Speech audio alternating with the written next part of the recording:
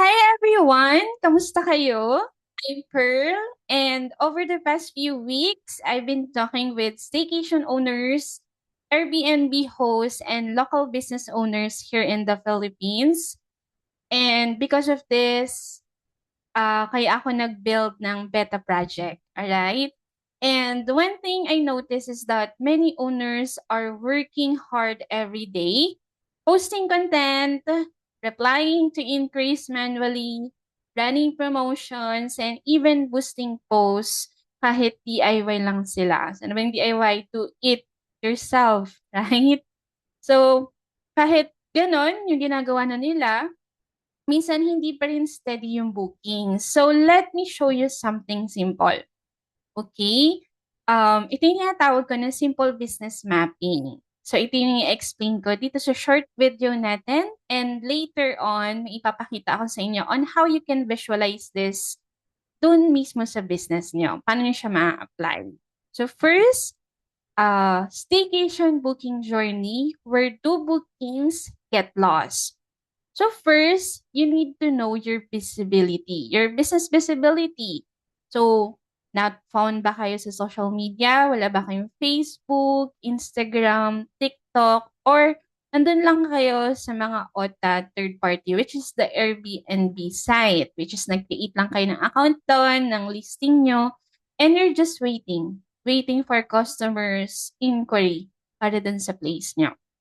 So, you need to take down notes that Number two, inquiry. Paano yung process nyo? Slow ba kayo mag-reply? Gumagamit ba kayo masyado ng AI? Lalo na sa AI era na tayo, right? So, kailangan nyo din siyang i-test. Kung kayo ba yung customer, paano kayo mag-respond? So, you need to test it first.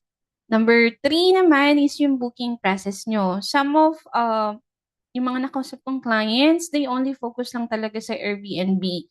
Doon lang sila naka-focus. So, some of them, hindi nag-o-offer ng direct booking, which is, um, you need to balance. Kasi yung iba, medyo gusto direct contact with the owner. 'Di ba? So, medyo i-discuss natin yan deeper dun sa beta project ko if you go with it. Dun sa number four naman is yung guest experience natin.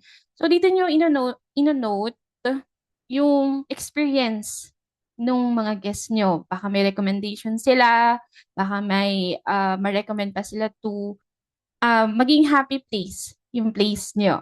'Di ba? Sabi nga nila, customer is always right. So, ask the recommendation para dun sa place nyo. So, it depends. Case to case naman siya. And number five is yung review. So, you need to follow up. You have a follow-up system. Hindi yung nakaalis na sila, doon pa lang mag-follow up. Pero case to case to. And number six naman is yung repeat guest natin. So, kailangan yung mga nakapag-book na sa inyo is ma-retain nyo sila. And magkaroon kayo ng word of mouth. Just the more people na nagustuhan yung place nyo, mas marami kayong inquiry at confirm booking. So, dito nyo lang siya titingnan, i-visualize nyo kung may current system na ba kayo dito. Kasi isa lang yung mawala dito sa system na to, sa step na to, it's a chance na yung inquiry nyo is malolos. For example na lang, yung tayo lalayo, sa Airbnb. Kapag may nag-inquire sa inyo, sa system ng Airbnb, right, meron pang mga recommendation, other recommendations sa baba na nakikita. So, dun pa lang, nawawala na yung focus nung customer. Like, eto, mabilis mag-reply. This one, mataas yung ranking niya. So, dun pa lang ina-audit na kayo ng mga clients na gustong mag-book sana sa place nyo. So, medyo mahabang discussion kasi siya. That's why I created this simple short video. And tinatopic ko talaga siya dun sa mga interested sa beta project ko. So, before that, sabi ko nga kanina, meron akong overall na ginawa para mas ma-visualize niyo siya. Parang isipin niyo na lang siya as blueprint sa house. Before you build a house, meron kang blueprint kung saan yung room, yung kitchen, yung comfort room, 'di ba? So dito kasi, you have a current business na. So paano natin siya ipa-plot? Paano tayo magki-create ng current blueprint? So ganito ko siya ginagawa. Okay? So mag-share ako ng another map. Okay. So I have here. Okay. So I have here the Zoe and Aya staycation booking funnel map from social media to direct inquiry and booking. So, ito yung ginagawa ko sa beta project ko, which is kino-customize ko siya sa current needs nung business, nung owner na nag-inquire sa service ko. Okay? So first is meron tayong traffic sources. So, meron silang Facebook page, Instagram, meron silang Google search, TikTok, word of mouth. So, hindi ko na siya masyado ita-topic dito, but this is the digital footprint na meron yung business. Okay? Ano ba yung digital footprint? The social media. Marami siyang platform kung saan pinopromote niya yung business niya. And next is the listing page. So dito, hindi lang siya nakadepend sa OTA na third party like Airbnb, booking.com, 'di ba marami 'yan? So you need to have your own booking system, which is you can create your own website, lalo kung marami ka ng listing, hindi lang isa yung place mo, right? Mas okay na magkaroon ka ng sarili mong website. So this is just a mapping. So hindi ko na siya i-deep dive yung explanation dito, okay? So number 3 is the unit details. So kung meron kang listing, so kailangan kompleto yung photos, actual photos, not AI, yung description nyo, yung amenities, rates, and owners for and as owner for available dates. So dito dapat systemize din kayo. Kasi sometimes pag manual, for example, may nag-inquire, and hindi pa updated yung calendar kung nagma-manual kayo or spreadsheet, 'di ba minsan nagkakagulo sa date na yung iba nag-down payment, ay yung pala may nakabook na. So, you need to have a system in place, lalo kung marami kayong digital footprint, lalo kung marami kayong accounts na hinahandle to promote your place. Especially yung by season, right? Summer, tapos na tayo sa summer, so rainy season na. So, yung iba gusto lang muna mag-chillax, chill ng place, diba? Lalo sa mga work from home dyan, or sa mga concert. Lalo kung medyo malapit kayo sa Philippine Arena, ang dami ngayong concert.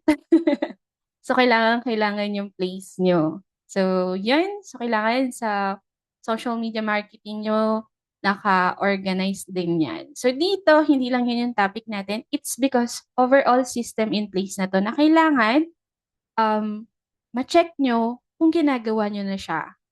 Kung ina-apply nyo na siya dyan sa staycation na meron kayo. So next is yung book and inquire. So dito maraming pwede kayong i-try. Yung iba gusto kausap yung owner para ma-lessen yung scam, right? Yung iba naman direct to messenger, which is Facebook page. Yung iba may WhatsApp and SMM. Yung iba naman direct call. So it depends. So ako, gumagamit din ako ng Airbnb. Nagbubook din ako dun sa Mall of Asia. I prefer talaga minsan messenger.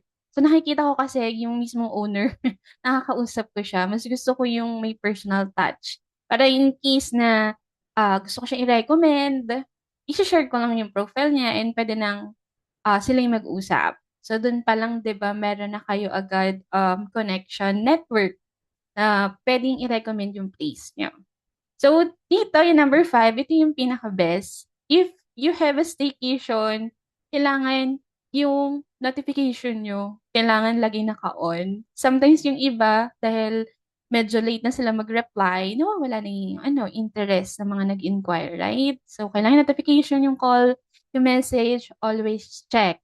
Kaya lang, some of my, yung mga nakausap kong owners, hindi natin sila masisi kasi they have other job, other work din. So, sometimes, talaga sa common nila is, late na silang nakakapag-response. And kapag nag-send na sila ng reply nila, sin zone na lang. So baka dito kayo sa part na to, need i-optimize. You can automate it, pero syempre, itry nyo siya sa sarili nyo. If yung automation ba na 'to, ano ba yung automation na sinasabi ko? Sometimes sa Messenger, 'pag nag-inquire tayo sa specific page, Facebook page, meron na mga frequently asked question, ikiklik nyo lang siya. So that is automation using Facebook page, yung Messenger. So maraming klase kasi ang automation, pero hindi ko na rin siya ita-topic dito. At least you have an idea on how to use it. And sometimes yung mga nag-i-inquire sa'tin gusto talaga actual na tao yung kausap. So next, kapag may system in place na kayo diyan, the next is the confirmation and payment. So kailangan secure and hassle-free transaction. So it depends kung ano yung market nyo. So kung dito sa Philippines, usually ang payment method natin GCash, number one. So kailangan meron kayong option yun. Right? And after that, pag confirm na, book confirm, see you soon, dapat you have uh, system in place na book na 'to, sa inyo na 'to, yung date na 'to, sa inyo yung place ko. We call that sa funnel as a thank you.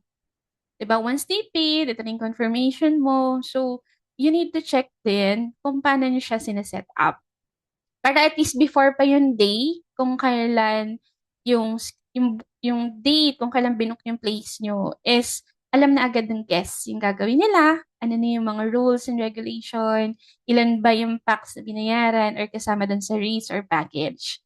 So, hope it's clear siya on how this is important, yung mapping ng business nyo. Tsaka ito, hindi lang siya for staycation, magagamit din 'to to other business. It's just my beta project for now.